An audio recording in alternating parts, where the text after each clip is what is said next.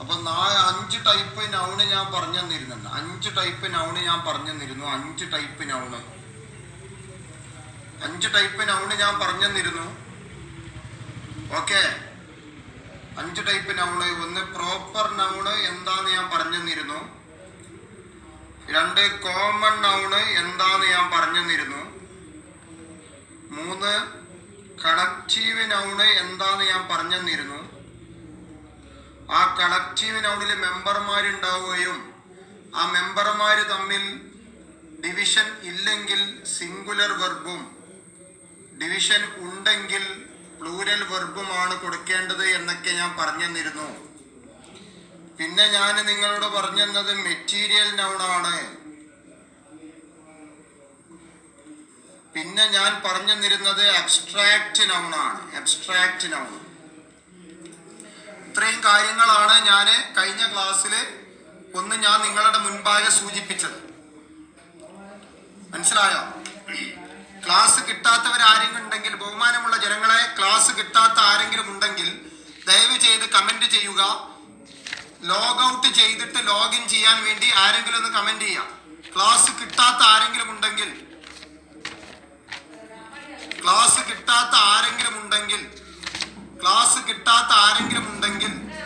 Log out ചെയ്ത് login ചെയ്യുക എന്ന് ആരെങ്കിലും ഒന്ന് കമന്റ് ചെയ്യുക. ഞാൻ പറഞ്ഞ പോലെ ഇവിടെ കേൾക്കൂല.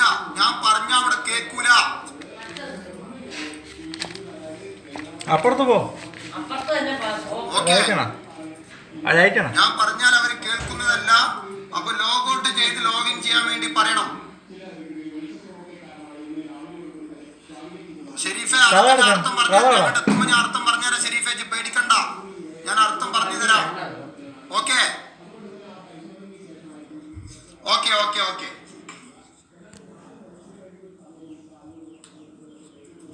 അപ്പൊ ഞാൻ 5 നൗണുകളെ കുറിച്ചായിരുന്നു പറഞ്ഞു തന്നിരുന്നത് അല്ലേ?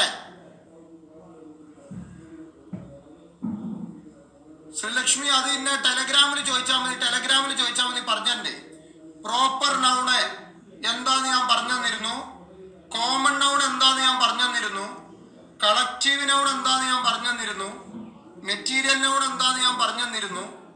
അബ്സ്ട്രാക്ട് നൗൺ എന്താന്ന് ഞാൻ പറഞ്ഞു തന്നു. ഇതിന്റെ ഈ ക്ലാസ്സുകളൊക്കെ നിങ്ങൾ കേട്ടിട്ടുണ്ടാവും. അത് വ്യക്തമായി കളർ പേന കൊണ്ട് നോട്ട് ചെയ്യണം. ഇനി ഞാൻ ഒന്നും കൂടി ക്ലാരിറ്റി വരുത്താൻ ഇതിൽ നിന്ന് കുറച്ച് ക്വസ്റ്റ്യൻസ് ഞാൻ നിങ്ങൾക്ക് കാണിച്ചു തരികയാണ്. Proper noun, common noun, collective noun, material noun, abstract noun, ഒന്നും കൂടി ക്ലാരിറ്റി ഉണ്ടാകാൻ വേണ്ടി കുറച്ച് ക്വസ്റ്റ്യൻസ് ഞാൻ നിങ്ങളെ കൊണ്ട് ചെയ്യിക്കുകയാണ്. ഈ ഭാഗത്തുനിന്ന് കുറച്ച് ക്വസ്റ്റ്യൻസ് ഞാൻ നിങ്ങളെ കൊണ്ട് ചെയ്യിപ്പിക്കുകയാണ്. വളരെ ശ്രദ്ധയോടുകൂടി വായിച്ചിട്ട് മാത്രം നിങ്ങൾ ആൻസർ പറഞ്ഞാൽ മതി. പെട്ടെന്ന് എടുത്തു ചാടി പറയേണ്ടതില്ല. ഓക്കെ, എടുത്തു ചാടി പറയരുത്. ഇത്രയും 5 നൗണിൽ നിന്ന് ഞാൻ കുറച്ച് ക്വസ്റ്റ്യൻസ് ഞാൻ നിങ്ങൾക്ക് തരികയാണ്. ആ ചോദ്യത്തിന്റെ ആൻസർ നിങ്ങളൊന്ന് പറഞ്ഞു നോക്കുക. ഈ രീതിയിലാണ് ചോദ്യം വരിക.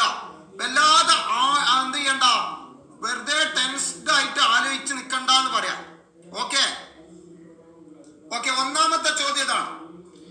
ഈ 4 ഓപ്ഷനിൽ നിന്ന് കളക്റ്റീവ് നൗണ് തിരഞ്ഞെടുക്കാൻ. ഓക്കെ, കഴിഞ്ഞ ക്ലാസ്സിന്റെ ഒന്നുകൂടെ ക്ലാരിറ്റി വരുത്താണ്. കഴിഞ്ഞ ക്ലാസ്സിൽ നിങ്ങൾ ആവശ്യമില്ലാത്ത കുറെ കമന്റ് ചെയ്തിട്ട് ആകെ താളം തെറ്റിയിട്ടുണ്ടായിരുന്നു.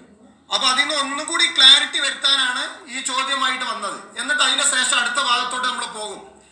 5 നൗണിനെ പറ്റി ഞാൻ മനസ്സിലായ. അപ്പൊ ഇതിൽ കളക്റ്റീവ് നൗണ് എന്നുള്ളത് അസോസിയേഷൻ ആണ് കളക്റ്റീവ് നൗണ്. എല്ലാം കളക്റ്റീവ് നൗൺ അല്ല. പ്ലൂരൽ ഉള്ളത് ക്രൗഡ്, അസോസിയേഷൻ, ആർമി, ഇതൊക്കെയാണ് കളക്റ്റീവ് നൗൺ എന്ന് പറയുന്നത്. മനസ്സിലായ? ഗവൺമെന്റ്, ഓഡിയൻസ്, സൊസൈറ്റി, ഇതിനൊക്കെയാണ് നമ്മൾ കളക്റ്റീവ് നൗൺ എന്ന് പറയാം. നന്നായിട്ടൊന്ന് ആലോചിച്ച് മനസ്സിരുത്തി ആദ്യത്തെ ക്ലാസ് ഒന്ന് കേൾക്ക്. ഓക്കെ. അപ്പൊ ഇതിൽ കളക്റ്റീവ് നൗൺ എന്നുള്ളത് അബ്സ്ട്രാക്റ്റ് നൗണ്.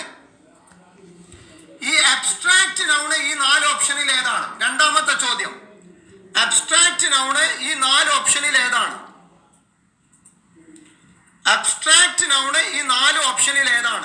കണ്ണുകൊണ്ട് കാണാനും കൈ കൊണ്ട് തൊടാനും പറ്റാത്ത അനുഭവിച്ചറിയുന്ന നൗണുകളാണ് അബ്സ്ട്രാക്റ്റ് നൗൺ എന്ന് പറയാം.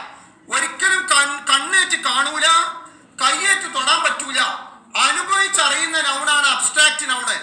അനുഭവിച്ചറിയാൻ പറ്റുന്ന നൗണ്, അതിനാണ് abstract noun. We cannot touch or see but we can feel. നമുക്ക് എന്ത് ചെയ്യാൻ പറ്റും? ഫീൽ ചെയ്യും. അങ്ങനത്തെ നൗണാണ് abstract noun. Yes or no? അപ്പൊ ഇതിൽ ടേബിൾ ഒരു അബ്സ്ട്രാക്റ്റ് നൗൺ അല്ല, സ്റ്റാർസും ഒരു അബ്സ്ട്രാക്റ്റ് നൗൺ അല്ല, മണിയും ഒരു അബ്സ്ട്രാക്റ്റ് നൗൺ അല്ല. അപ്പൊ നമ്മുടെ ആൻസർ ആയിട്ട് വരുന്നത് ഹാപ്പിനെസ് ആണ്. ഹാപ്പിനെസ് ആണ്. ഹാപ്പിനെസ് ഇന്നവരെ ആരും കണ്ടിട്ട് കളക്റ്റീവ് നൗൺ അല്ലാത്തത്. അപ്പൊ കളക്റ്റീവ് നൗൺ അല്ലാത്തത് ജഡ്ജ്മെന്റ് ആണ്. കേക്ക്, ഞാൻ പറയുന്നത് കേൾക്കുക, അതിന് ഉത്തരം പറയാം.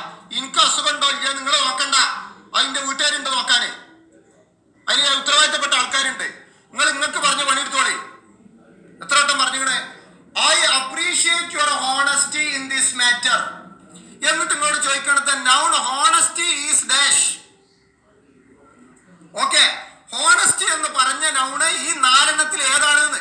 കോമൺ ആണോ, കോൺക്രീറ്റ് ആണോ, കളക്റ്റീവ് ആണോ, അബ്സ്ട്രാക്റ്റ് ആണോ? അതാണ് ഇവിടെ ചോദ്യം. ഏതാണ് ഏതാണ് ഏതാണ് ഏതാണ്? അബ്സ്ട്രാക്റ്റ് നൗൺ ആണ്. നിങ്ങൾ പറഞ്ഞത് തന്നെയാണ് ശരി, അബ്സ്ട്രാക്റ്റ് നൗൺ ആണ്. ഈ ശൈലിയിലാണ് എടുക്കട്ടെ. അഞ്ചാമത്തെ ചോദ്യത. അഞ്ചാമത്തെ ചോദ്യം, filling the blank with a suitable abstract noun. ചുവടെ തന്നതിൽ സ്യൂട്ടബിൾ ആയിട്ടുള്ള അബ്സ്ട്രാക്റ്റ് നൗൺ വെച്ച് ഫില്ല് ചെയ്യാം.